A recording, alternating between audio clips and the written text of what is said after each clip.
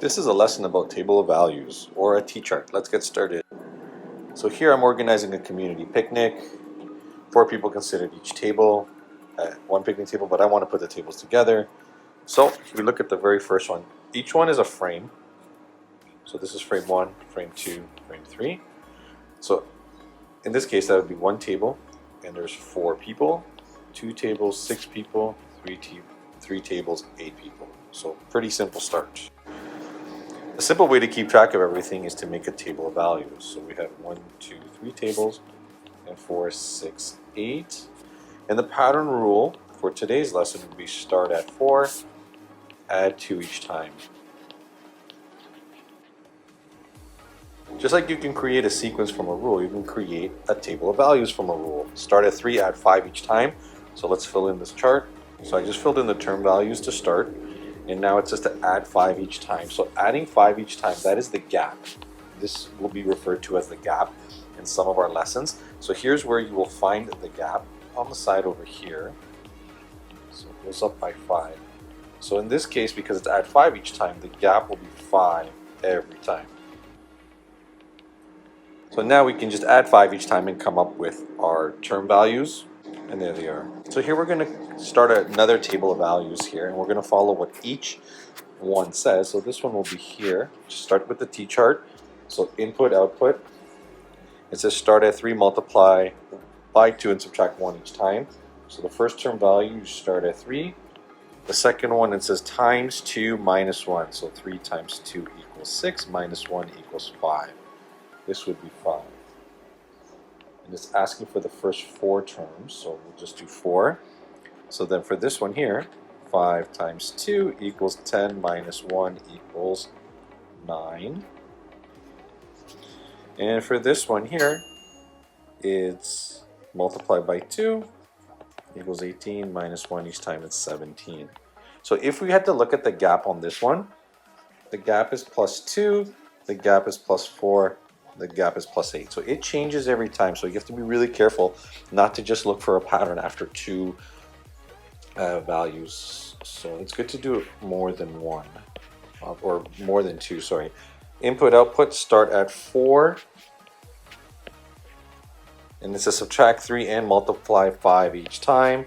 So 4 minus 3 equals 1 times 5. That gives us 5. So let's do the same thing with the second one. 5 minus 3 equals 2. Multiplied by 5 is 10. And for the fourth term, 10 minus 3 equals 7 times 5 equals 35. So the numbers are jumping significantly here. And here's the final one we're going to do on this slide. Input, output. It wants the first 4 terms. So the first terms start at 2. Add 5, multiply 2 each time. 2 plus 5 is 7, times 2 is 14. Same here, 14 plus 5 equals 19, times 2 equals 38. 38 plus 5 equals 43, times 2 equals 86. This slide here has a table of values and it's trying to find the gap. So the little trick I'll show you for this one here, you take the biggest number subtracted by the first number gives you 6, and you have to divide it by 3, which equals 2. That means the gap is 2. You're adding 2 each time. 9 and 11. Let's try it with this one over here. Take the biggest number, which is 13, minus 4 equals 9, and divide it by 3. That gives you 3. The gap is 3, so you're adding 3 each time. And the final one, which will be right here, 25 minus 10 equals 15, and you divide it by 3, which is 5. The gap is 5, 15, 20. This will work every time at this level of math. Our final slide, so let's look at this problem here. You have 3 steps.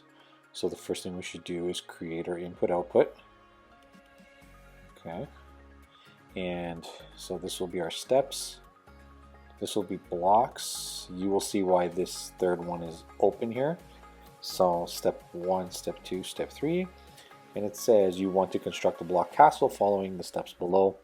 You would like each tower in the finished castle to be 5 blocks high. Each block costs 5 cents. So this will be the cost. So you actually need a triple T chart here. So in the first block, in the first step, you have 5 blocks. The second step, you have 8 blocks, and the third, you have 11. So now it's asking us, you want to build it for 5 blocks high. So let's see how many blocks you would need. It is skip counting by threes. And it says each block costs 5 cents and you have 80 cents altogether. Do you have enough money to buy all the blocks you need? Well, let's find out.